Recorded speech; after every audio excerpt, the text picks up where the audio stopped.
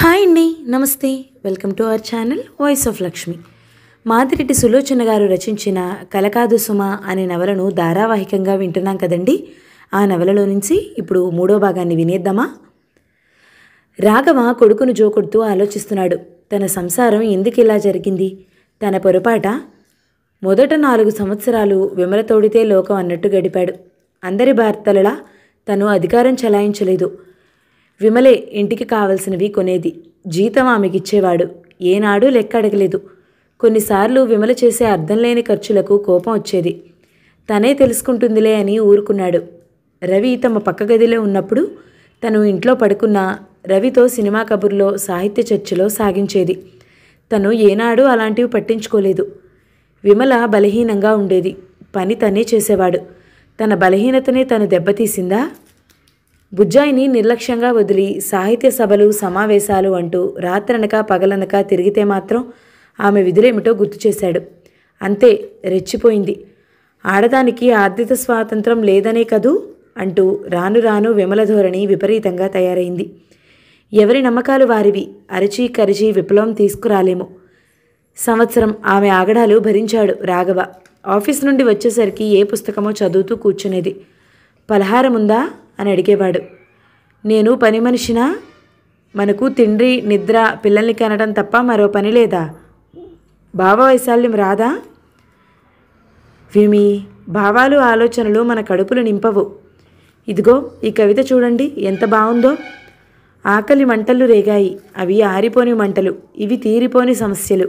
ఓ బీద ప్రజలారా! అది నువ్వు చదివినంత మాత్రాన వారి ఆకలి మంటలు చల్లారుతాయా? చల్లారవు. ఆలోచనలో పడింది. అది రాసిన ఆయన ఎవరో తెలుసా? సుష్టుగా 3 సార్లు తిని 2 సార్లు తాగి భార్యను, ఉంపుడుగత్తెను చెరోవైపున ఉంచుకుని రాసిన అతనికి ఆకలి మంటలు ఏం తెలుసు? అన్నార్తుల గోల ఏం తెలుసు? పేరు కోసం రాసిన రాతలవి. అలా అంటే నేను ఊరుకోను. వాదన పెరిగేది. ఫలితంగా ఇద్దరూ ఉపవాసం చేసేవారు. ఆ తర్వాత విమల విపరీత ధోరణి, వితండవాదం ఎక్కువయ్యాయి. బయట సూటిపోటి మాటలు భరించలేక 1-2 సార్లు చేయి చేసుకున్నాడు రాఘవ. అదే సమయంలో అతని అన్న దగ్గర నుంచి ఉత్తరం వచ్చింది. తనకు పూట గడవడమే కష్టంగా ఉందని, తల్లిని పిలుచుకుపోతే వార్ధక్యంలో కాస్త సుఖపడుతుందని. అది తనకు సబబుగానే తోచింది. అదీ కాక బుజ్జాయికి అవసరం కూడాను. బుజ్జాయిని పక్కలో వేసుకుని తన అత్తగారు తనలో అణగారి ఉన్న లైంగిక వాంఛను తీర్చుకుంటుందనేదాకా పోయింది విమల విపరీత ధోరణి. ఆ విషయం ఎంత అవమానకరమైందో రాఘవకు తెలుసు. అలాంటి అర్థంలేని ఆరోపణలు ఎన్నో భరిస్తూ వచ్చాడు. ఇంట్లో శాంతి, సుఖం కరువయ్యాయి. విమల రోజంతా పనిలేక ఉంటుంది కాబట్టి వాదించినా అలసిపోదు. తను రోజంతా ఆఫీసులో వెట్టి చాకిరీ ఉంటుంది. ఇంటికి రాగానే వాదనలు, పితూరీలు, గొడవలు అతని సహనాన్ని పరీక్షించసాగాయి. ఆ పరీక్షలో ఓడిపోయాడు తను. పరిస్థితులు గ్రహించిన పాపాయమ్మ తనంతట తానే వెళ్ళిపోయింది. ఆ రోజు బుజ్జాయికి జ్వరం, రాఘవకు డయేరియా పట్టుకున్నాయి. విమి, ఈ ఒక్కరోజు నీ సమావేశాలు మన ఇంట్లో జరగకుండా చూడు. నా చెవుల్లో దిమ్ముగా అనిపిస్తోంది అన్నాడు. అతనికి కోపంగా ఉంది. విమల ఓ యువకుడితో తిరుగుతున్నదని కొలీగ్స్ వేళాకోళం చేశారు. రెండోది, తను బలహీనంగా ఉన్న మానవతా దృష్టితోనైనా ఇంత గంజో మజ్జిగో ఇవ్వలేదు. ఏం, ఎందుకు మానాలి? చెప్పాను కదూ. అదేం కాదు, నిజాల్ని వినలేరు. అదే మీ బలహీనత అంది నిరసనగా. విమి, ఏమైంది నీకు? ఒక్క పూట భోజనం చేయకపోతే ఎంత హడావిడి చేసేదానివి, ఇంత నిర్దయగా మారిపోయావు? కాదు, కలలో నుంచి మేలుకున్నాను. నన్ను ఆవరించిన మైకం దిగిపోయింది. మగవాడినంటూ నిన్ను కించపరిచానా? నీ స్వేచ్ఛను అరికట్టానా? రాఘవ అడిగాడు. ఇప్పుడు చేస్తున్న పనేమిటో ఒక్కటి గుర్తుంచుకోండి. 600 100 ఈ మీటింగ్ జరుగుతుంది. వెళ్ళిపోయింది. అందరూ ముందు గదిలో సమావేశం కాగానే అతని హృదయం బగ్గుమంది. మగవాడినన్న అహం బుస్సుమంది. మంచి చెడు మర్చిపోయి అందరినీ తిట్టి తన ఇంటి ముందుకు రావద్దన్నాడు. వారితో పాటు విమల బయలుదేరింది. ఎక్కడికి? రాఘవ ఆమెను ప్రశ్నించాడు. నా ఇష్టం వచ్చిన చోటుకు. ఈ క్షణం నుండి నీకు నాకు ఏం సంబంధం లేదు. సుమంత్తో వెళ్తున్నాను అంది నిర్లక్ష్యంగా విమల. సుమంత్తోనా? ఆశ్చర్యపోయాడు. ముక్కుపచ్చలారని పిల్లాడిలా ఉంటాడతను. మగవాడికి ఉండే కరుకుదనం, మోటుతనం లేదు. అమ్మాయిలా అందంగా సుకుమారంగా ఉంటాడు. ఏం అతను చిన్నవాడనా? మగ సన్యాసులు 60 ఏళ్లున్నా 20 ఏళ్ల అమ్మాయిని చేసుకోవటం లేదు. Wish you best of luck ఆ క్షణంలో ఉక్రోషంగా అన్నాడు. విమల వెళ్ళిపోయింది. మన చుట్టూ ఉన్న మనుషులు ఒక సమస్యను అర్థం చేసుకునే అంత ఉన్నతంగా ఎదగలేదు. ఆడదాన్నే పొడుచుకు తింటారని భ్రమపడతారు. కాకుల్లా మగవారిని పొడుస్తారు. అయితే మగవాడు పెద్దగా పట్టించుకోడు. అదే తేడా. మీ ఆవిడ? నాకెందుకులే, ఆఫీస్లో ఒక అతను అడిగాడు. అబద్ధమని అనుమానమా? స్వయంగా చూశాను నేను. ఉద్యోగాన్వేషణలో తిరుగుతుంది. ఇంకొకడు అన్నాడు. లేచిపోయిందా, విడాకులిచ్చిందా? టైపిస్ట్ జ్యోతి అడిగింది. రెండూ ఒకటేలే, మరొకతను అన్నాడు. మరోవైపు బుజ్జాయి ఎలా ఉన్నాడో అన్న బాధ. ఇంటికి వచ్చి తలుపులు వేసుకుని కొడుకుని హృదయానికి ఎత్తుకుని తేలికగా ఊపిరి పీల్చాడు. అబ్బాయ్. కొడుకుని ఎత్తుకుని వెళ్ళి తలుపు తీశాడు. ఇంట ఆవిడ ఉంది. ఈ పులుసు తీసుకో బాబు, ఇప్పుడేం వంట చేస్తావు? చేశానండి అన్నాడు మామూలుగా ఉండటానికి ప్రయత్నిస్తూ. నీకెంత గతి పట్టింది నాయనా, బాధపడింది. నా గతికేమండి, ఇష్టం లేక భార్య వెళ్ళిపోతే నా బతికే పోయిందా? కాస్త తీక్షణంగా అడిగాడు. ఎవరు ఎట్లా పోతే నాకేం? ఆవిడ మూతి తిప్పుతూ వెళ్ళిపోయింది. అతనికి చాలా అవమానకరంగా ఉంది. మర్నాడు వెళ్ళి ఓ నెల రోజులు సెలవు పెట్టాడు. ఈ నెల రోజులు ఊళ్ళో అన్నతో ఉండి తల్లిని తీసుకొస్తాడు. ఇది అతని నిర్ణయం. పెట్టె సర్దుకుంటుండగా రవి వచ్చాడు. రా రవి, ఒకసారి నేనే వద్దామనుకుంటున్నాను. రాఘవ ఏడవలేక నవ్వాడు. పర్వాలేదు, నువ్వేం చింతించకు. విమలలో అంతర్లీనమైన లైంగిక వాంఛలు బలంగా ఉన్నాయని నా అనుమానం. రవి, నాకెలా తెలుసని బాధగా ఉందా? ఇప్పుడు వచ్చి మా వీధిలో కాపురం పెట్టింది. రవి, తన సంసారాన్ని నట్టేట ముంచింది. మీ సంసారం ఏమవుతుందో? పట్టుకుంటే ఊడిపోయే బంధమైతే పోనీ రాఘవా అన్నాడు నిర్లక్ష్యంగా. నాకంతా అయోమయంగా ఉంది.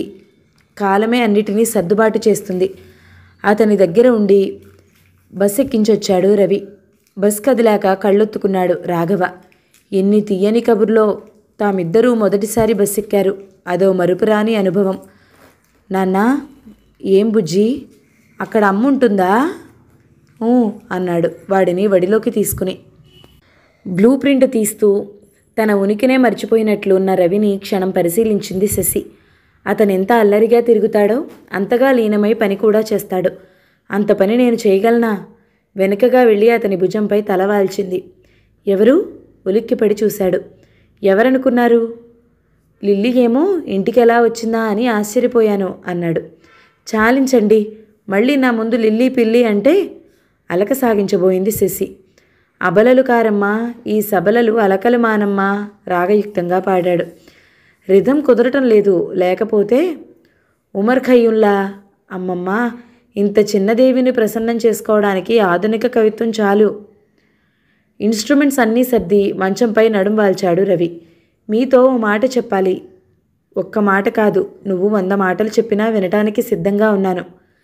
కాస్త సీరియస్గా వినండి. కనుబొమ్మలు ముడిచి మూతి గట్టిగా బిగించి అన్నాడు. పొండి, నవ్వింది శశి. మీ అక్కయ్య ఎల్లుండి వెడుతుందిట. మన ఇంట్లో ఉండటానికి రాలేదామే. ఉంటామన్నా ఎవడుంచుకుంటాడు? ఈ జిడ్డు ఎప్పుడు వదిలిపోతుందా అని చూస్తున్నాను. శశి, మరి కాక, నాకు ఈ పద్ధతులేం నచ్చవు. మీ అమ్మను ఇక్కడే ఉంచి వెడుతుందిట. అమ్మ ఇక్కడ కాక ఎక్కడుంటుంది? ఆశ్చర్యంగా అడిగాడు. మీకు ఇదివరకే నేను పరోక్షంగా చెప్పాను, ఈ నాన్సెన్స్ అంతా భరించటం నా వల్ల కాదని. మా అమ్మ నాన్సెన్సా? మీ అమ్మో మా అమ్మో, బుద్ధి ఉన్నవారెవరూ నూతన దంపతుల ఆనందం పాడు చేయడానికి రారు అంది విసురుగా. తల్లిని ఆ మాట అన్నందుకు పులిలా దూకేవాడే, కానీ అతనిలో దాగిన సంస్కారం అతని ఆవేశాన్ని జయించింది. అమ్మ రాక వల్ల మన ఆనందానికి ఏమంతరాయం కలిగింది?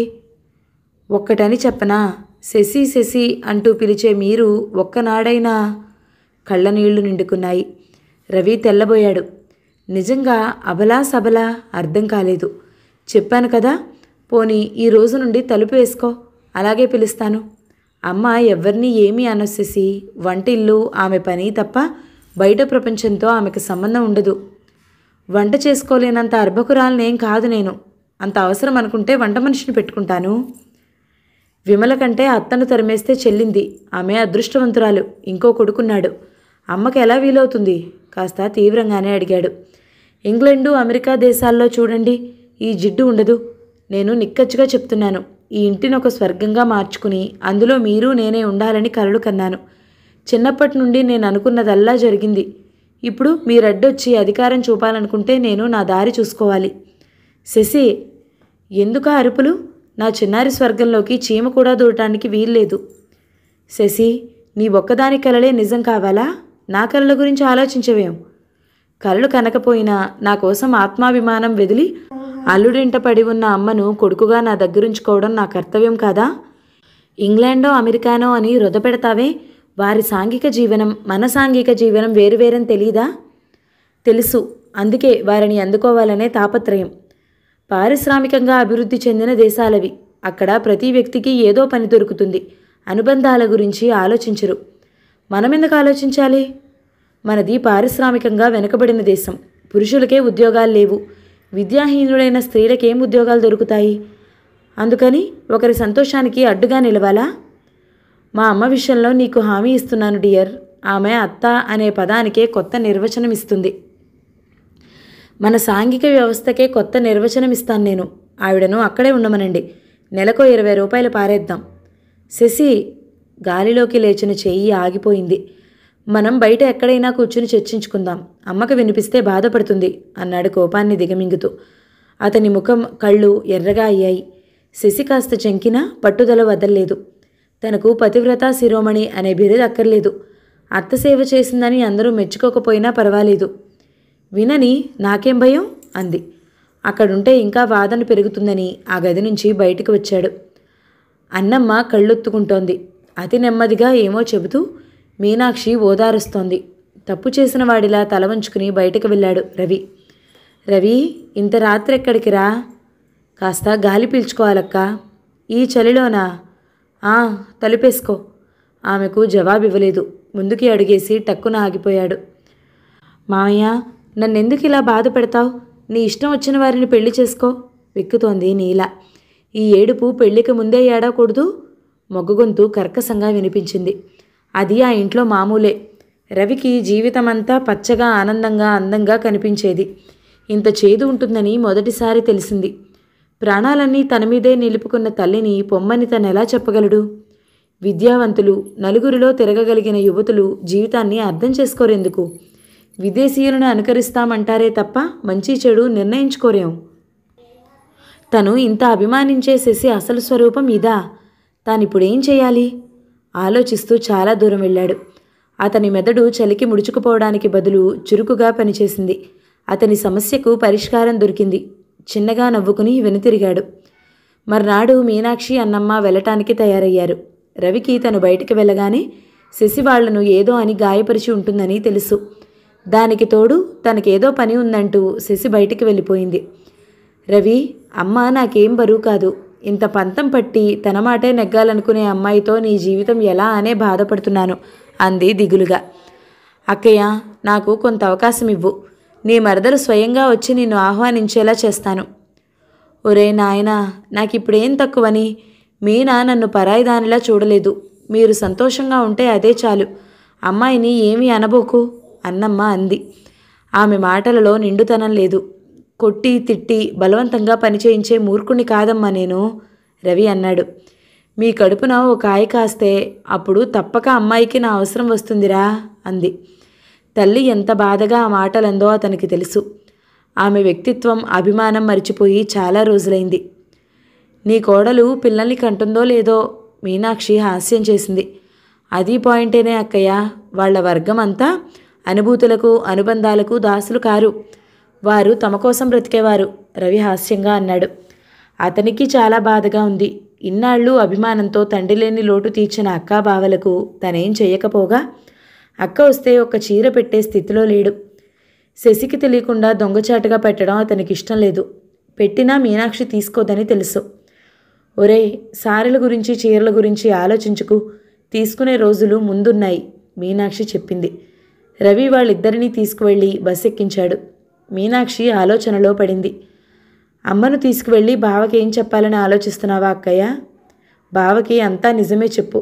నేను ఉత్తరం కూడా రాస్తాను. అదేం కాదు అక్కయ్య. జూన్ నుండి మురళి ఇక్కడికే వస్తాడు. మతుండే మాట్లాడుతున్నావా? అక్క, ఒక్క సంవత్సరం నేను చెప్పినట్టు మీరు వింటే అంతా చక్కబడుతుంది. పంతాలు, పట్టుదలలు, అర్థం లేని ఆవేశాలే ఎన్నో అపార్థాలు కలిగిస్తాయక్క. నా మాట తీసేయకు అన్నాడు. అలాగే లేరా నవ్వుతూ అంది మీనాక్షి. అన్నమ్మ మాత్రం కళ్ళొత్తుకుంది. మగవాడు తలబిరుసుగా ఉండి నా అధికారమే సాగాలంటే ఆ స్త్రీకి ఎంత బాధో నాకు తెలుసు నాయనా. మెల్లగా నచ్చ చెప్పు అంది. బస్ కదిలే వరకు ఆమె ఇలాంటి హెచ్చరికలే చేసింది. రవి ఇంటికి వస్తుంటే అతని కళ్ళ ముందు అక్క తల్లి రాక ఎంతో అపురూపంగా ఊహించుకున్న చిత్రం కనిపించి మాయమైంది. వదినా, మీ తమ్ముడు ఎప్పుడూ మీ గురించి చెప్తాడు. ఈరోజు మీరు రావడం నా అదృష్టం. రండి, మనం చక్కగా హైదరాబాద్ చూద్దాం. మీ తమ్ముడికి 3 నామాలే. మళ్ళీ మరదలి పిల్ల మర్యాద చేయలేదని అనొద్దు. ఈ చీరల్లో నచ్చింది తీసుకో. ఇలాంటివి ఎన్నో ఊహలు చెదిరిపోయాయి. అతని మనస్సు గట్టిపరుచుకుని కర్తవ్యం ఆలోచించే లోపల ఇల్లొచ్చేసింది. మీ వాళ్ళు వెళ్ళిపోయారా అన్నాడు రవి. గుమ్మంలోనే నిలబడి ఉంది శశి. ఎటు సెలవు పెట్టారు కదా, సినిమాకు వెళ్దామా అంది శశి. బందా హజీర్ నవ్వుతూ తలవంచాడు రవి. ఆమె ఆశ్చర్యపోయింది. పెద్దవారు ఉండటం ఆయనకే ఇష్టం లేదు. మగవారు నయవంచుకులు, నేరం తన మీదికి రానిచ్చుకోరు. తమ వారి సానుభూతి కావాలి అనుకుని తయారైంది. రవి నొచ్చుకోలేదు సరికదా. తల్లి అక్క విషయం పూర్తిగా మర్చిపోయినట్టున్నాడు. ఉత్సాహంగా నవ్విస్తూ బయలుదేరాడు. మీరు చాలా చతురులు. అలాగా, థ్యాంక్స్. చాలామంది భార్యలు తమ భర్తలను దద్దమ్మలనే అనుకుంటారు అన్నాడు. వెధవ రిక్షా కోసం ఇంత దూరం నడవాలి. స్కూటర్ ఉంటే చెల్ మోహన్ రంగా నీకు నాకు జోడు కుదిరెను కదరా అంటూ పోవచ్చు అన్నాడు రవి. శశి కోపంగా చూసింది. రవి మూతి మీద వేలు అడ్డంగా పెట్టుకున్నాడు. ఆమె విసురుగా వెళ్ళి రిక్షా మాట్లాడింది. శశి వాకిట్లో నిలబడి భర్త కోసం చూస్తోంది. ఆమెకు ఆతృతగానూ ఉద్వేగంగానూ ఉంది. ఆహా, ఏమి నా భాగ్యం! దేవిగారు సహస్ర కళలతో ద్వారం దగ్గర దర్శనమిచ్చింది రవి అన్నాడు. అది కాదండి. ఏది కాదు? మీరేమీ చెప్పనివ్వరు. మా పద్మక్క పిల్లలతో హైదరాబాద్ చూడాలని వస్తోంది. పద్మక్క అంటే పిప్పళ్ళ బస్తాలా? రవి మాట పూర్తి కాక మునిపే అతన్ని లోపలికి లాగి తలిపేసింది. ఏమన్నారు? అదే, కాస్త ఆరోగ్యంగా ఉంటుంది ఆవిడేనా అని. నాకెంతో ఆనందంగా ఉందండి. రవి పెదాల మీద చిత్రమైన చిరునవ్వు మెరిసింది. నాకు ఆనందంగానే ఉంది శశి. మీదెంత మంచి మనసండి. అతని మెడకు 2 చేతులు పెనవేసింది. నా మనసు ఇప్పుడే గ్రహించావా? నవ్వుతూ ఆమెను దగ్గరికి లాక్కున్నాడు. అదే, అక్కయ్యకి మంచం చాలు. పిల్లలిద్దరూ మన దగ్గర పడుకుంటారు. దానికి తెల్ల దుప్పటి అంటేనే ఇష్టం. అదేమన్నా తీసుకుపోతుందా? ఒకటి తెండి. మరిచిపోయానండి. పిల్లల నోరు ఆడుతూనే ఉండాలి. చేయడానికి సమయం లేదు, కానీ 4 రకాల తినుబండారాలు కొట్లో నుంచి పట్టుకురండి. ఇంతకీ వాళ్ళ రాకెప్పుడు? ఎప్పుడో అయితే ఇంత ఆరాటం ఎందుకు? రేపే వస్తుంది. పద్మక్క ఎప్పుడూ ఇంతే. లిస్టు రాసుంచాను. సామాన్లు తీసుకురండి. కాఫీ అన్నీ ఇస్తాను. పారిజాతం కేకవేసింది. రవి కాళ్ళు చేతులు కడిగేసరికి టవల్ పట్టుకుని సిద్ధమైంది శశి. ఈ బాయిలర్లో ఒకటే గొడవగా ఉంది. విమలను అడిగి ఇమ్మర్షన్ తెచ్చాను. గుడ్ అన్నాడు ముఖం తుడుచుకుంటూ. ఈ బూత్ పాలు ఆ పిల్లలు తాగలేరు గాని వెళ్ళి పాలు పోసే గంగమ్మతో ఓ 1/2 లీటర్ పాలు ఎక్కువ పోయమనండి. ఆజ్ఞ అన్నాడు పలహారం ప్లేట్ తీసుకుంటూ. అక్క పలహారానికి ముందు పళ్ళరసం తీసుకుంటుంది. బత్తాయిలు, అలాగే ఇంకేమైనా పళ్ళు తిండి పిల్లలకు. చిత్తం అన్నాడు కాఫీ గ్లాస్ అందుకుంటూ. పారిజాతం, రేపటి నుండి పని తెముల్చుకుని మధ్య 1 గంటలో వచ్చిపోవాలి. మరేనండి అమ్మగారండి. రవి పారిజాతాన్ని అనుకరించాడు. ఒక దోమతెర, ఎవరిని అడగాలో అన్నట్టు జీడిపప్పులు రాశానా? నా మతిమరుపు. నేను మర్చిపోయినవేమైనా గుర్తుకొస్తే తీసుకురండి అంది. అగ్రీడ్. ఒక్క పలుకు తీసుకున్నాడు. పిల్లలకు ఉదయం సాయంత్రం పలహారాలు అలవాటు. నా వల్లేం అవుతుంది? హోటల్ నుండి తెప్పిస్తాను. యాజ్ యూ ప్లీజ్ అన్నాడు వాళ్ళ కుర్చీలో తీరిగ్గా కూర్చుని. కూర్చున్నారేమిటి? లేవండి. సంచులు తెచ్చిపడేసింది. డబ్బు? చేయి చాపాడు. చాలండి తమాషా. నా దగ్గర ఎక్కడిది డబ్బు అంది. శశికి ఎంతో ఉత్సాహంగా ఉంది. అక్క ఎప్పుడూ నిన్ను కట్టుకునేవాడికి 2 తలకాయలుండాలే అనేది. మరి ఇప్పుడేమంటుందో? అక్కయ్య వెళ్ళి తమ ముచ్చటైన కుటుంబం చూసి అందరితో చెప్పాలి. అందుకే ఆమె ఉన్నన్ని రోజులు ఏ లోటు లేకుండా చూసుకోవాలి అనుకుంది శశి. రవి వెళ్ళి 8 గంటలకు తిరిగి వచ్చాడు. అతని చేతిలో ఖాళీ సంచులున్నాయి. ఇదేమిటి? మండిపడింది శశి. ఓం శాంతి శాంతి శాంతి. కావాలంటే ఇలా బజారుకి వెళదాం. షాపులన్నీ కట్టేశారు. ఎందుకు? కల్తీ వస్తువులు అమ్మనీయాలని సత్యాగ్రహం. ఇక 2-3 కొట్లున్నాయి డియర్. వాళ్ళమ్మేదంతా విపరీతమైన కల్తీ సరుకులు. అవి తింటే కాళ్ళు చేతులు పడిపోయే ప్రమాదం ఉందిట. ఛీ, ఆ పాడు సరుకులు ఎందుకు? మరెలాగండి? ఏం లేదు, మీ అక్క ఎంత తిన్నా ఒక్కనాడే ఇవన్నీ తినదుగా. రేపు తెస్తాను. బైదవే, ఎన్ని గంటలకు ట్రైన్ వస్తుందన్నావు? 5:30కు కాచిగూడ వస్తుందండి. అయితే కనీసం 5ంటికి అలారం పెట్టాలి. అతను అలారం పీస్ తెచ్చి కీ ఇచ్చి తల దగ్గర పెట్టాడు. అతని ఆలోచనలు తెగటం లేదు. పద్మకు పరిస్థితులు అర్థం అవుతాయా? తన ప్రణాళిక ఎదురు తిరగదు కదా. ఏమిటండి ఆలోచిస్తున్నారు? ఏం చేస్తే దేవి ప్రసన్నమవుతుందా అని. అది కాదండి, అక్కకు ఇక్కడ విశేషాలన్నీ చూపించాలి. వారం రోజులు సెలవు పెడుదురు. అతని షర్టు గుండీలు తీస్తూ అడిగింది. పాపం ఆఫీసర్ మా మామ కాదు డియర్. అడుగుతాను, అంగీకరిస్తే అదృష్టవంతులమే. మీరు ఎప్పుడూ సెలవు పెట్టలేదు కదా, తప్పక అంగీకరిస్తాడు. హామీ ఇచ్చింది శశి. 4:30 గంటలకే లేచి తయారైంది. భర్తను లేపింది. ఈ చలిలో నువ్వు స్టేషన్కి వస్తావా? రాకపోతే అక్క ఏమనుకుంటుందండి? ఎవరో ఏమో అనుకుంటారని నిన్ను చలిలో చంపుతానా? నో నో డార్లింగ్, నువ్వు బ్లాంకెట్లో దీరి హాయిగా నిద్రపో. మీ అక్కను క్షేమంగా ఇల్లు చేర్చే బాధ్యత నాది అన్నాడు. గర్వంగా నవ్వుకుంది శశి. తనలాంటి అదృష్టం ఎంతమంది ఆడవారికి లభిస్తుంది?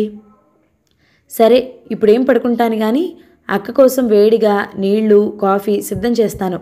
భర్తను సాగనంపి వంటింట్లో దూరిపోయింది శశి. కాఫీ, టిఫిన్, నీళ్లు అన్నీ సిద్ధం చేసింది. టైం చూస్తే 7 కావస్తుంది. బండి లేటో ఏమిటో ఇంట్లోకి వాకిట్లోకి తిరుగుతోంది శశి. 3 ఇళ్ల కవతలున్న డాక్టర్ గారింటికి వెళ్ళి స్టేషన్కు ఫోన్ చేసింది. బండి టైంకే వచ్చి వెళ్ళిపోయింది అని జవాబు వచ్చింది. ఆమె మనసు కీడు శంకించసాగింది. కళ్ళు చెమరుస్తున్నాయి. ఇంట్లోకి వచ్చి వెంకటేశ్వర స్వామి క్యాలెండర్ ముందు నిల్చుని దండం పెట్టుకుంది. మొన్ననే కదా దేవుడు దెయ్యాలు లేవు, పిచ్చి జనం అని మనసు హెచ్చరించింది. ఒకరి మాట కానీ ఒకరి నమ్మకాన్ని మాత్రం పరిపూర్ణంగా అర్థం చేసుకుని ఆ తర్వాత ఖండించు అన్న భర్త వాక్యాలు గుర్తుకొచ్చాయి. మీకు దైవభక్తి ఎక్కువగా ఉంది కాబోలు. నాకు భయం లేదు, భక్తి అంతకన్నా లేదు. నేనింకా ఈ ప్రకృతిని, దానిలోని జీవుల సృష్టిని గురించి అన్వేషిస్తూనే ఉన్నాను. ఏం కాదులేండి, మీ అంతర్వాణి నాకు తెలియదేమిటి? అంతర్వాణి బాహ్యవాణి నాకు అర్థం కావు శశి. రవి ఎంత నిరాడంబరంగా అంగీకరిస్తాడు? భగవంతుడు శంకించకపోయినా తనలా అతనెప్పుడూ అవసరం కొద్దీ అభిప్రాయాలు మార్చుకోడు. శశి సిగ్గుపడింది. తన మానసిక బలహీనతకు ఆమె మెల్లగా తలెత్తింది. క్యాలెండర్లో బొమ్మ తనను చూసి నవ్విందేమో అనిపించింది. రవిగారిల్లిదేనా? సందేహం లేదు, అది పద్మక్క గొంతే. ఈమె బస్సుకు వచ్చిందేమో. కొంపతీసి బయటికొచ్చింది. అక్కా, అమ్మయ్యా, మొత్తానికి దొరికింది. ఆవిడ రిక్షాలోంచి సామాను దింపింది. ఓయమ్మ, మీ ఆయనకేం నీలుగే? ఎందుకు? శశి మనసు కస్సమంది. తన భర్త గుణం ఈవిడకేం తెలుసు? ఎంత బాస్ అయినా బంధువుల కంటే ఎక్కువ. అతన్ని చూస్తూ అదే పోకడా. పోమ్మా, చిన్నాన్న మంచారు. హోటల్లో టిఫిన్ ఇప్పించాడు పిన్ని, పెద్దమ్మాయి రజిత చెప్పింది. నిజం, డాడీ ఏదడిగినా విసుక్కుంటారు. చిన్నాన్న చక్కగా చెప్పారు. 5 ఏళ్ల కవిత మెచ్చుకుంది. చూసావా అక్క అని కళ్ళతోనే ప్రశ్నించి గర్వంగా తలెగరేసి పిల్లలిద్దరినీ ముద్దు పెట్టుకుంది శశి. ఒప్పుకున్నామే తల్లి. పద్మ లోపలికొచ్చింది. బావ రాలేదు అంది నిష్ఠూరంగా. ఈ మగాళ్లను నమ్మిందెవరే? నేను లేకపోతే రాత్రింబవళ్ళు పేకాట ఆడుకోవచ్చు. మీ మరిది అలా కాదే, ఇల్లు ఆఫీసు. వాళ్ల గొప్పలు నా దగ్గర చెప్పకు. ఏమే, ఉండుండి పురుషద్వేషినిగా మారిపోయావు? ఎవరిని ద్వేషించి మాత్రం సాధించేదేముంది? పదమ్మా, నీళ్ళగది చూపించు అంది పద్మ. స్నానాలు భోజనాలు అయినా రవి మాత్రం రాలేదు. ఏం మనిషి, అన్నం లేకుండా ఆఫీస్కి వెళ్ళాడు. శశి ఆందోళన పడింది. మొలకెత్తడు లేవే, నడుము వాల్చింది పద్మ. 4 గంటలు దాటాకొచ్చాడు రవి. ఏమండి ఇంత ఆలస్యం? దురదృష్టం అంతే ఈ పురుషులదే సుమా. అటు ఆఫీసర్కు ఇటు భార్యకు సంజాయిషీ ఇవ్వాలి అన్నాడు. అక్కను అలా వదిలిళ్ళిపోయారేం? అక్కలు దుక్కలు మన ఉద్యోగం తర్వాతే మేడం. తినడానికి ఏమైనా తీసుకురా. అవతలకు రండి, మా అక్కే కదా. నన్ను విసిగించకు శశి. మీ అక్క ఉన్నన్ని రోజులు మామూలు లేవా? చచ్చా, ఏమిటి? బయటకు వినిపిస్తుంది. శశి మెల్లగా అంది. ఏం, మీ అక్కకు మామూలు తెలియవా? గుసగుసగా అడిగాడు రవి. ఛీ, పొండి. మరీ లేకపోతే ఏమిటి? కొత్త దంపతులున్న కొంపకు వచ్చాక ఆ మాత్రం అర్థం చేసుకోలేదా? శశిని దగ్గరకు లాక్కున్నాడు అతను. పిన్ని, రజిత వచ్చింది. వదిలేసి సిగ్గుగా చూశాడు. మీరు వచ్చారా చిన్నాన్న? రజిత ముఖం విప్పారింది. వచ్చాను అన్నాడు. అతను ఆఖరిగా ఉండి విసుక్కుంటున్నాడని ఫలహారం, కాఫీ తెచ్చింది శశి. అతను మౌనంగా వాటిని తీసుకున్నాడు. ఏమిటంత మౌనం? మాట్లాడితే మర్యాద కాదింటివి, ఇంకేం చేయను? ఇప్పుడు చేయాల్సిన పని చాలా ఉంది. బజారుకు వెళ్ళి నిన్నటి సరుకులు తీసుకురావాలి. చూడు శశి, మన ఇంటికి చుట్టాలు వస్తారని మా బాస్కి తెలీదు. జీతం పెంచలేదు. బాగుంది వేళాకోళం. నిజంగా మాట్లాడుతున్నాను. ఇదే ఇంగ్లాండు, అమెరికాలో అయితేనా బంధువులు వచ్చినా హాయిగా ఏ హోటల్లోనూ ఉండి విజిటింగ్కి వస్తారు. ఇది అమెరికా కాదు, భారతదేశం మహాప్రభో. ఆహా, నిజంగానా?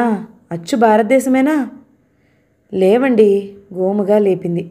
నీకు కావలసినవి తెచ్చుకో డియర్, నాకు పనుంది. మనం పచ్చగా ఉంటేనే బంధువులు. ఓకే, వస్తాను, టాటా. చేయి తుడుచుకుని వచ్చినంత వేగంగా వెళ్ళిపోయాడు రవి. టాటా. రజిత, కవిత చెయ్యి ఊపుతున్న రవికి జవాబు చెప్పారు. శశి అక్క పిలిచే వరకు అక్కడే ఉండిపోయింది. రవికి పనుందేమో అనుకుంది. శశి, ఎన్నిసార్లు పిలవాలే?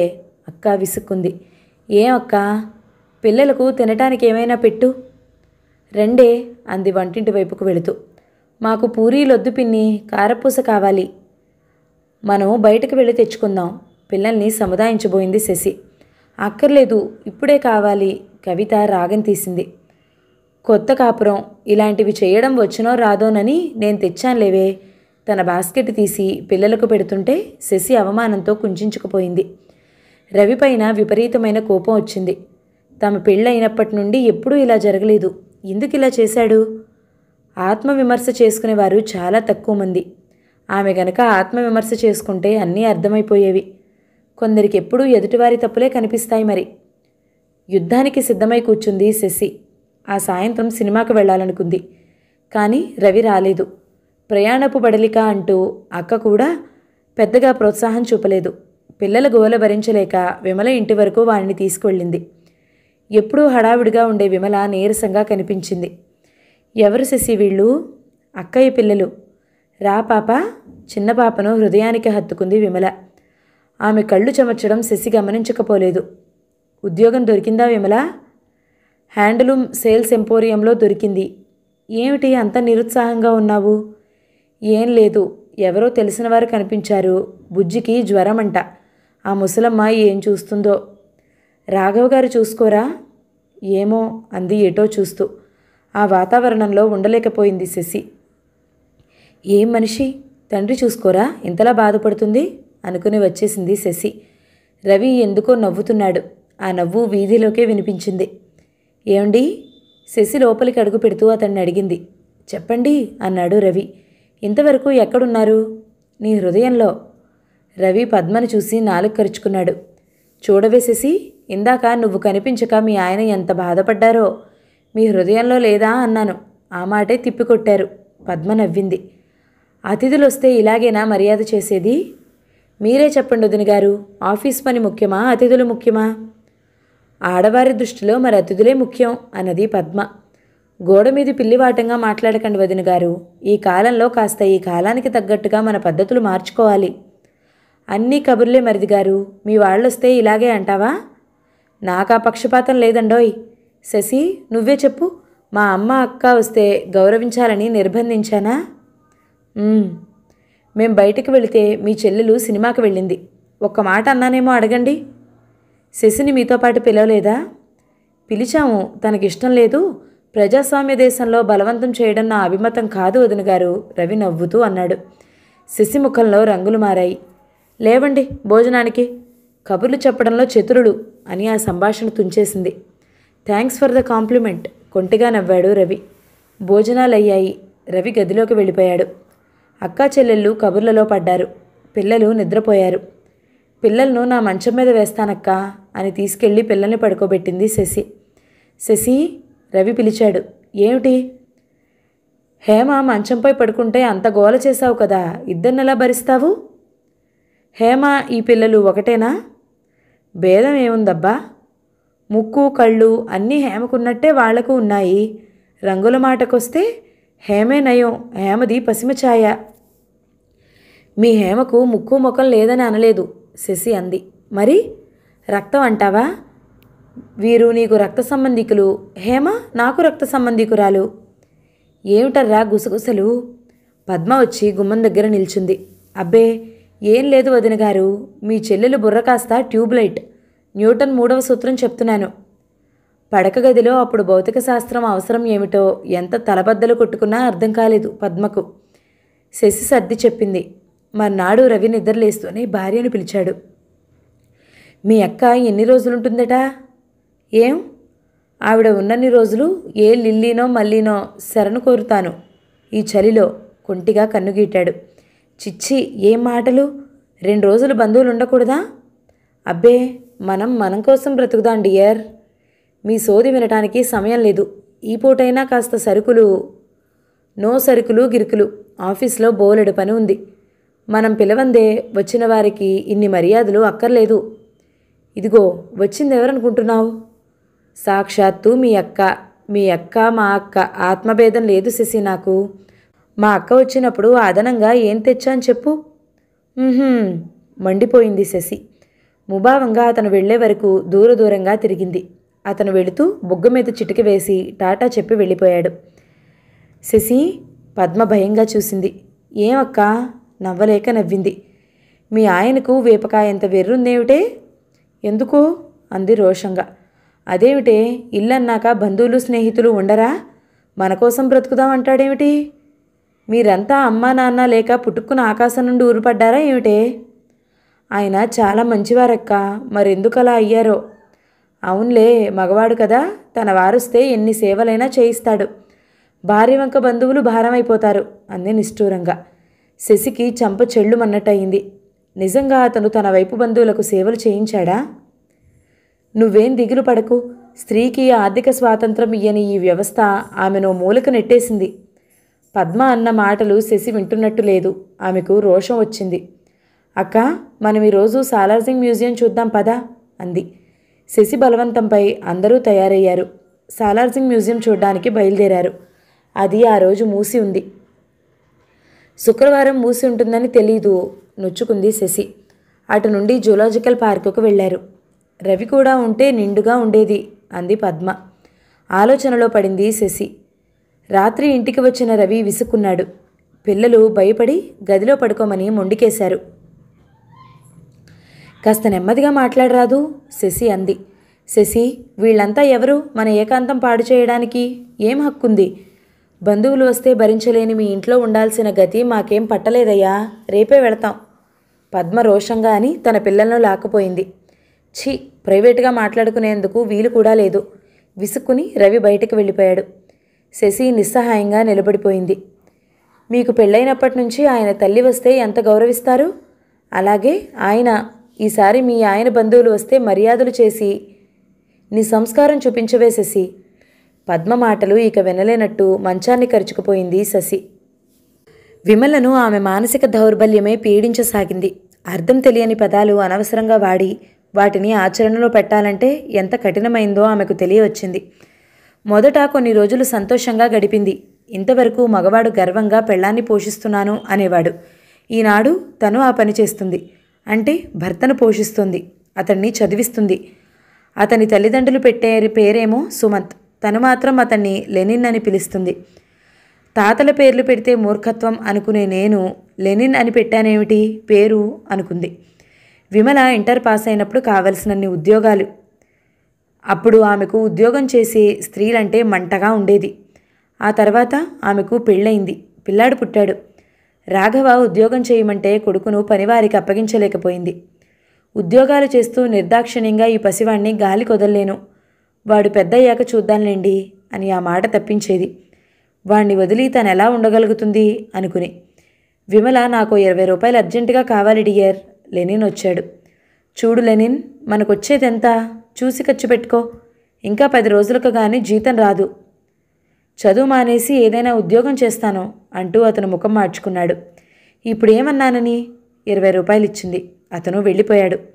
పర్సులో 10 రూపాయలు వెక్కిరించాయి. కూరలకు బస్ ఛార్జీలకే కావాలి బోలెడు. తను రాఘవతో సంసారం నడిపేటప్పుడు ఆ ఇంటి పత్తనం వహించే రాఘవ రాబడి ఖర్చుల జాబితా వేసుకుని కొన్ని నియమాలు పెడితే మగవాడి నియంతృత్వం అనుకుంది విమల. ఇప్పుడు పెద్దరికం తనది. ఆ నియమాలు లేకపోతే సంసారం గడవడం కష్టమేమో. సంపాదించేవాడు స్వతంత్రించి తనకు తెలియకుండా ఏదైనా చేస్తే ఎంత గొడవ చేసేత్తను. లెనిన్ అంతే చేస్తున్నాడు. చేనేత వస్త్రాలయంలో పాత సరుకు చవగ్గా వస్తుంటే 2 చీరలు తెచ్చుకుంది. కట్టుకోవడానికి బొత్తిగా లేవు. పట్టుచీరలు రోజూ కట్టుకుని తిరిగితే వింతగా చూస్తారు జనం. అందుకే ఆ ముతక చీరలు కొంది తను. నేను చదువుకోవడానికి పెడితే ఖర్చు అంటావు, నువ్వు చేస్తే తప్పులేదు. అవునులే, సంపాదిస్తున్నావుగా అన్నాడు లెనిన్. అతన్ని చూస్తే ఆ క్షణంలో కోపం రాలేదు. తనపై ఆధారపడిన వాడు అనే తృప్తి కలిగింది. తమ క్లబ్బుకు వచ్చేవారి సంఖ్య కూడా క్రమంగా తగ్గిపోయింది. వాళ్ళు తగ్గడానికి కారణం తనే. దినమంతా కాళ్ళు పీక్కుపోయేలా నిలబడి పనిచేసి ఇంటికి వచ్చి మళ్ళీ పనిచేశాక ఇక ఓపికే ఉంటుంది. ఇప్పుడు వాణి పూర్తిగా బజారు స్త్రీగా మారిందిట. ఆ మార్పు తన వల్లే జరిగిందని తనను తిట్టుకుంటున్నారు అంతా. నెత్తురుప్పొంగేలా కవితలల్లే జ్వాల క్లబ్ డాన్సర్ అయిందట. ఇదేనా తను కోరిన స్వేచ్ఛ? ఇదేనా తను కోరిన ప్రగతి? విమల ఆలోచిస్తోంది. విమల గారు. ఏమిటి అన్నది విమల మెల్లగా. పక్కింటి యువతి తన బాబుని ఎత్తుకుని నిల్చుంది. ఏం లేదు, కూరలు తెచ్చుకుంటాను. బాబుని ఒక్క నిమిషం ఇక్కడ వదిలేస్తాను, అక్కడ దోమలుంటాయి. అలాంటప్పుడు మీ ఆయన తేకూడదా? ఆయన తెస్తానన్నా నేనెలా ఒప్పుకుంటానండి? వాళ్లపై అన్నిటికీ ఆధారపడే మగవారిని నెత్తికెక్కించుకుంటున్నాం అంది పిల్లవాణ్ణి దింపి వాడి ముందు బొమ్మలు చాక్లెట్లు పెట్టి వెళ్ళిపోతూ. విమల ముఖం నల్లగా మాడిపోయింది. నిజమైన స్త్రీ ఈ అమ్మాయేమో. ఎంత బాగా చెప్పింది. అవును కదా, స్వేచ్ఛ అనగానే జ్వాలలాంటి అమ్మాయిలు లైంగిక స్వేచ్ఛ అనే అనుకుంటారు. తను స్వతంత్రంగా బతకలేదా స్వేచ్ఛను కోరుతూ? మళ్ళీ లెనిన్తో ఎందుకుంటుంది? అలా ఆలోచిస్తూ ఆమె నిలబడిపోయింది. అమ్మా. ఆ చీర పట్టుకుని లేవడానికి ప్రయత్నిస్తున్నాడు బాబు. విమల వంగి చూసింది. ముద్దులు వలికిస్తూ నవ్వుతూ ఉన్నాడు. వాడిని ఎత్తుకుని హృదయానికి హత్తుకుంది. అమ్మా, అన్నం నువ్వే పెట్టమ్మా, నాన్నకేం తెలీదు. గునిచే బుజ్జాయి గుర్తుకొచ్చాడు. బుజ్జి. ఆమె కళ్ళలో నీళ్లు నిండాయి. బాబు ఇవేం పట్టనట్టు ఆమె పవిటతో ఆడుకుంటున్నాడు. వాడికదో తృప్తి, తనకు తృప్తిగానే ఉంది. ఆ తృప్తిని మాటల్లో పెట్టడానికి సరైన భాష లేదు. ఆమె వీపు మీద చల్లున కొరడాతో కొట్టినట్టయింది. తన అత్తగారు ఇలాగే మనవడిని దగ్గరికి తీసుకుంటే తను ఏమంది? లైంగిక వాంఛతో? విమల ఆలోచించలేకపోయింది. తనెంత సంకుచితంగా ఆలోచించింది. బాబు ఆమె నుదుట ఉన్న బొట్టు చెరిపేస్తూ ఆనందించసాగాడు. అంతవ్యధలోనూ నవ్వుకుంది హాయిగా. ఇంట్లోకి వెళ్ళి కలకండ తెచ్చిపెట్టింది. వాడు దాన్ని తినకుండా పారేశాడు. తిను బాబూ. మీదికి పాకాడు. చిన్నపిల్లలు మెత్తగా పువ్వుల్లా ఉండి ఓ మధురమైన అనుభూతిని కలగజేస్తారు. చిచ్చి, తనెంత అన్యాయంగా ఆలోచించింది. మన దేశంలో ఎన్నో సమస్యలున్నాయి. వాటన్నిటినీ మరిచి తనెందుకు మూర్ఖంగా తనను బాధించని సమస్య వైపు వెళ్ళింది? విమలకు అంతు చిక్కలేదు. మరో 10 నిమిషాలకు పక్కింటామె పిల్లవాణ్ణి తీసుకుని వెళ్ళిపోయింది. నెమ్మదిగా లేచి వంట ప్రారంభించింది. లెనిన్ ఆలోచనలు చాలా ప్రోగ్రెసివ్గానూ సంచలనాత్మకంగానూ ఉంటాయి. ఆచరణలు మాత్రం ఫ్యూడలిస్ట్గా ఉంటాయి. ఆచరణ లేని ఆలోచనలే మనిషికి శత్రువేమో అనుకుంది విమల. విమల. ఏమిటి లెనిన్? వాడే, నీ రాఘవ మళ్ళీ పెళ్లి చేసుకున్నట్టున్నాడు. నీకెలా తెలుసు? ఇందాక బస్టాండ్లో ఉన్నాడు. అదే మీ బాబును పట్టుకుని అమ్మాయి అతని వెనకాల వెళుతూ ఉంది. బుజ్జి ఎలా ఉన్నాడు? బాగానే ఉన్నాడు. కాస్త పొడిగి ఎదిగాడనిపించింది. చిక్కిపోయినా పిల్లలు పొడవుగానే కనిపిస్తారు అంది నిట్టూరుస్తూ. ఎక్కడికి వెళ్తున్నారో అడగాల్సింది అంది. ఏం, వెళ్ళి తీసుకొస్తావా? లెనిన్ కాస్త కోపంగా అన్నాడు. తప్పా? తప్పని అనలేదే అన్నాడు తన భావాలు కప్పిపుచ్చుతూ. మరేం మాట్లాడక మిగతా పనులు ముగించి భోజనాలు చేశారు. విమల. ఏదో చెప్తూ మీదికి ఒరిగే లెనిన్ను తప్పించుకుంది విమల. ప్లీజ్ లెనిన్, ఈ పూటకు నన్ను ఒంటరిగా వదిలేయి అంది అభ్యర్థిస్తూ. ఏం, ఇప్పుడేం కొంప మునిగింది? మనిషికి మనసు అనేది ఒకటి ఉంటుంది. కొన్నిసార్లు అది సరిగ్గా ఉండదు అంది దూరం జరుగుతూ. అతను లేచి వెళ్ళిపోయాడు. మర్నాడు షాపుకు వెళ్తూ అరగంట ముందు బయలుదేరి రవి ఇంటికి వచ్చింది. రాఘవ తప్పక రవి దగ్గరకు వస్తాడని తెలుసు. ఎందుకో బుజ్జాయి జ్ఞాపకాలు గుండెను పుండు చేస్తూ ఉన్నాయి. రా విమల, అసలు కలుసుకోవడమే పడలేదు. శశి ఆహ్వానించింది, చాప వేసింది. పర్వాలేదు, రవిగారు లేరా? అదిగో స్నానం చేస్తున్నారు అంది బాత్రూంలో నుండి. పాట ఏదో వినిపిస్తోంది. రాఘవ వచ్చాడా శశి? నీకెలా తెలుసు? నిన్న వచ్చాడు. వాళ్ళ బంధువులమ్మాయిని పెళ్లి చేసుకున్నాడట. ఓ అది సరే. బుజ్జి ఎలా ఉన్నాడు? వాడికేం, హాయిగా ఉన్నాడు. మగవెదవ కదూ, ఒక్కసారైనా అమ్మ అని జ్ఞాపకం చేయలేదు. వాణ్ణి చూశాక పిల్లలు లేకుంటేనే నయం అనిపించింది. శశి మాటలలో ఒక్కటే వినిపించింది విమలకు, అతను మళ్ళీ పెళ్లి చేసుకున్నాడు, బుజ్జి తన్ను మర్చిపోయాడు అని. వస్తాను. విమల లేచింది. ఉండు, కాఫీ తాగి వెళ్తూ గాని అంది శశి. భోజనం చేసి బయలుదేరాను, ఇప్పుడేం వద్దు. విమల బయలుదేరింది. ఆమెను బయట వరకు సాగనంపింది శశి. విమల అలా విచారంగా ఉండటం ఎప్పుడూ చూడలేదామె. ఆదివారం పూటైనా సమావేశం అవుదామా? అవసరం లేదనుకుంటాను శశి. సమావేశాలు సభలు మన సమస్యలను పరిష్కరించవు. ఆలోచించే విధానమే పక్కదారులు పట్టింది అని తిరిగి చూడకుండా వచ్చేసింది విమల. ఆమెకు మీనాక్షి ప్రశ్న జ్ఞాపకం వచ్చింది. మీనాక్షి అధికంగా చదువుకోకపోయినా ఎంత చక్కని ప్రశ్న వేసింది అనుకుంది. తమతో చేరిన మగవారంతా నిజంగా మనసులో అభ్యుదయ భావం ఉండి కాక తనలాంటి వారి ఆవేశాగ్నికి ఆజ్యం పోయడానికే తమతో చేరతారు. అయినా తను ఒక సిద్ధాంతాన్ని నమ్మింది. దాన్ని చివరి వరకు ఆచరించాలి. కొట్టులో అడుగుపెట్టేసరికి అప్పటికే అందరూ వచ్చారు. షోకేస్లో అన్నీ సర్దుతున్నారు. తను వెళ్ళి వారితో చేరిందామె. శశికి చాలా అసహనంగా ఉంది. ఇంటివారు చెప్పింది నిజమా అని ఆలోచిస్తోంది. అబద్ధం ఎందుకు చెప్తారు? ఏమి నా అదృష్టం, పిలవనవసరం లేకుండా ఎదురొచ్చావు. మీ గడియారం లేదా? అప్పుడే వస్తున్న రవి అడిగాడు. గడియారం అని పేరు పెట్టాక ఆగితే తప్ప దాని పని అది చేసుకుపోతోంది. బిఏలో ఆర్ట్స్ గ్రూప్ సరే సరి, మెట్రిక్లోనైనా సైన్స్ చదివావా? ఎందుకో? గడియారం మెకానిజం అర్థం కానందుకు. అది కూడా కొన్నిసార్లు ఫాస్ట్గాను కొన్నిసార్లు స్లోగాను నడుస్తుంది. ఏమైతేనేం చదివారులేండి బోర్డు ఇంజనీరింగు. రుసరుసలాడుతూ లోపలికి వెళ్ళింది శశి. రవికి తెలిసింది తన భార్య కోపగృహం అలంకరించిందని. పూర్వం తల విరబోసుకుని చీకటి గృహంలో పడుకునేవారట. ఇప్పుడు కోపం వస్తే భర్త అనైనా చూడక బోడీ గీడి అంటారు. పలహారం ప్లేట్లు ధన్మంటాయి, కాఫీ చల్లారిపోతుంది. నాపై అలక ఓ బంగారు చిలక. షటప్, మీ నటన చాలించండి. విషయం చెప్పక పెనం మీద పేలగింజలా పేలుతున్నావు డియర్. ఆ నీలవాళ్ల పై పోర్షన్లోకి మీ అమ్మ, కృష్ణ, మురళి వస్తున్నారట, నిజమేనా? అబద్ధం చెప్తే ఆడపిల్లలు పుడతారు. లక్షల కట్నం అడిగే ఈ రోజుల్లో. మాట మార్చకండి, బల్లగుద్ది మరీ అరిచింది శశి. నిజమే, మా బావ అద్దె ఇస్తున్నాడు, వాళ్ళు ఉంటున్నారు, మధ్యన మనకేం? ఎంత నంగనాచమ్మా, మాట్లాడింది మీరు కాదు? అవును, తప్పేం? అద్దె ఇస్తాం, ఇల్లు చూడు అంటే ఎవరికైనా చూస్తాం అన్నాడు. మీ అమ్మ ఎందుకు? బాగుంది వరుస. అమ్మ పెట్టదు, అడుక్కు తిననివ్వదు అన్నట్టు మనం పంపే 20 రూపాయలు కాఫీకి సరిపోవు ఈ రోజుల్లో. మరి మనవలకు వండి పెడితే అన్నం పెడతారు. నేను మాట చెప్తాను, వింటారా? డార్లింగ్, నువ్వే నా మాట విని షటప్ అంటూ ఇంగ్లీష్లో కోపం తెచ్చుకుంటావు కానీ నీ మాట నేను వినంది ఎప్పుడట అన్నాడు కళ్ళు చికిలించి. మనం ఇల్లైనా మారుదాం, లేదా వాళ్ళకే వేరే ఇల్లు చూడండి అంది శశి. చూడు శశి, నన్ను కృతజ్ఞుడిగా అందరి ముందు నిలబెట్టాలంటే నీ ఇష్టం. అందరూ ఏమనుకుంటారు? కాస్త అజమాయిషీ చేయలేడా అనుకోరు? మీతో వాదించి నెగ్గింది ఎప్పుడట? అలా బొంగమూతి పెట్టకు, కొరికేయాలనిపిస్తోంది. వాళ్ళున్నా నా భయం తప్ప ఏమీ పెట్టను, తెలిసిందా? కావాలంటే 1 తారీఖునే జీతం డబ్బులు తీసుకో అన్నాడు. శశి మరేం మాట్లాడలేదు. వారం రోజుల్లో కృష్ణ, మురళి వచ్చి ఆ అద్దె ఇంట్లో దిగారు. మీనాక్షి అనారోగ్యం వల్ల అన్నమ్మ రాలేదు. శశి చిరాకు పడింది. ఈ ఒంటరి మగవాళ్ళు ఇంటి మీద పడతారేమో దేవుడా అంటూ. కానీ అలాంటిదేం జరగలేదు.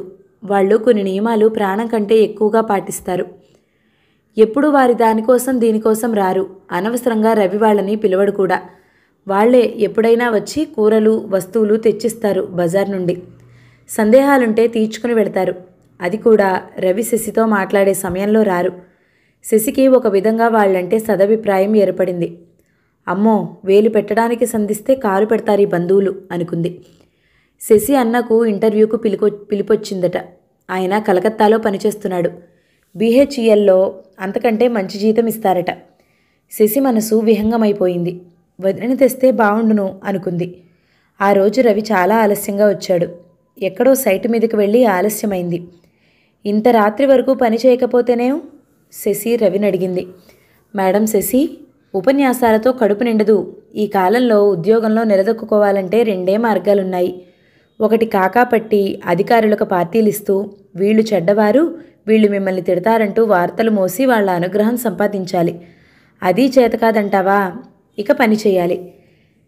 ఇక్కడ ఇన్ని తియ్యటి కబుర్లు చెప్తారు, అక్కడ చెప్పలేరు? తీపి అంతా ఇక్కడే ఖర్చవుతుంది, అక్కడేం చెప్పాలి? కాలమహిమ, భార్యను కాకాపట్టందే కాఫీ దొరకదు, అధికారులకెక్కడ పట్టను? ఆకలి మండిపోతోంది. రవి కాళ్ళు చేతులు కడుక్కుని వచ్చాడు. మీకో మంచి వార్త చెప్తాను, ఏమిస్తారు? నువ్వు అడిగింది ఇస్తాను చెప్పబోయ్ అన్నాడు రవి పీట వాల్చుకుని కూర్చుంటూ. మా పెద్దన్న ఇంటర్వ్యూకి వస్తాడట. నేను ఇంటర్వ్యూ చెయ్యాలా? అబ్బా పోదురు, వివరాలు చెప్పింది. ఇద్దరూ భోజనం ముగించారు. బ్యాడ్ లక్, ఆయన వచ్చే రోజే మా స్టాఫ్ అంతా పిక్నిక్ ప్రోగ్రాం ఏర్పాటు చేశారు. వెధవ పిక్నిక్, ఎప్పుడైనా వెళ్ళొచ్చు. మీ అన్న ఎప్పుడూ రాడా డియర్? మీకు పిక్నిక్ ముఖ్యం అంటారు. శశి, ఫూల్లాగా ఫార్మాలిటీస్ పట్టుకుని ప్రాకులాడేవాణ్ణి. మనం మన కోసమే బ్రతకాలని నువ్వు చెప్పాక కూడా తెలుసుకోలేని మూర్ఖున్నా డియర్? మీరు నిజంగా అంటున్నారా? శశికి అనుమానం కలిగింది. అబద్ధం ఆడతానా? అందులో నీతోటి. నువ్వు నా ప్రాణానివి డియర్. మన చిన్ని స్వర్గంలో మనముందాం. అయినా మీ అన్నకి ఇదేం బుద్ధి? టీఏ, బోర్డింగు, లాడ్జింగ్ ఛార్జెస్ ఇస్తారు కదా, మహారాజుల్లా హోటల్లో ఉండొచ్చు అన్నాడు. శశి జవాబు ఇవ్వలేకపోయింది. అయినా వాదించాలనుకుంది. బయట నుండి నీల పరిగెత్తుకొచ్చింది. రవిగారు రక్షించండి. రవి చాటున దాక్కుంది. రావే, బయటికి రా అంటూ ఆమె భర్త వచ్చాడు. అతని చేతిలో బెల్ట్ ఉంది. ఆడదాన్ని కొట్టడానికి సిగ్గులేదు? నా భార్యతో నీకేమిటోయ్ సంబంధం? దానికి మీరే నేర్పుతున్నారు. షటప్ ఈడియట్ అన్నది రవి కాదు, కృష్ణ. నీల భర్త చేతిలో బెల్ట్ లాగేసి దూరంగా విసిరాడు. ఆవిడకు నువ్వంటే అసహ్యం, అలాంటప్పుడు వదిలేసి నిన్ను కోరినావిడిని చేసుకో, కృష్ణ చెప్పాడు. కృష్ణ, సారీ మావయ్య, ఆ అమ్మాయిని రోజూ ఇలాగే హింసిస్తూ ఉన్నాడు అని కృష్ణ వెళ్ళిపోయాడు. రవి అలాగే ఉండిపోయాడు. 19 సంవత్సరాల కృష్ణ ఎంత ఎదిగిపోయాడు అనుకున్నాడు. వెళ్ళవమ్మా. రవి నీలను ఇంటి వరకు పంపించేస్తూ ఆమె భుజం మీద చేయి వేశాడు. పువ్వైనా మనసైనా బలవంతంగా వికసించలేవు, బీ పేషెంట్ అని వచ్చేశాడు. వాళ్ళు భార్యాభర్తలు, వాళ్ల సంగతి మీ అల్లుడికెందుకట? శశి అడిగింది. మా అల్లుడు అంటున్నావు, కూతుర్నిచ్చే ఉద్దేశం ఉందా? చాలండి. చూడు డియర్, ఒకరి మంచి చెడ్డలు మనకు పట్టనప్పుడు వారి గురించి మాట్లాడడం అనవసరం అని ముసుగుతన్నాడు రవి. రవి తనను ఉడికించడానికి అంటున్నాడని అనుకున్న పిక్నిక్ ప్రోగ్రాం నిజమై కూర్చుంది. ఆమె మనసంతా చేదు మింగినట్టయింది. అన్న, తనను ఎంతో ప్రేమగా చూసిన అన్న వస్తే తను లేకుండా వెళ్ళిపోతుంది. అతను ఇంటికి తాళం చూసి ఎంత నిరాశగా వెళ్ళిపోతాడో. కళ్ళు చెమర్చాయి శశికి. పోనీ మీరు వెళ్ళండి, నాకు రావాలని లేదు. ఏం ఆడవారు, ఇంగ్లాండులో ఇలా, అమెరికాలో అలా అంటూ కబుర్లు చెప్పి తమదాకా వస్తే అన్నీ మర్చిపోతారు అని రవి విక్కిరించాడు. వీలు లేనట్టు ముఖం మార్చుకుని అతని వెంట వెళ్ళింది శశి. కలకాదు సుమ నవలలోని 3వ భాగం సమాప్తం. కథ మీకు నచ్చినట్లయితే లైక్ చేయండి, షేర్ చేయండి, ఛానల్ని సబ్స్క్రైబ్ చేయండి. Thank you so much for watching. నమస్తే.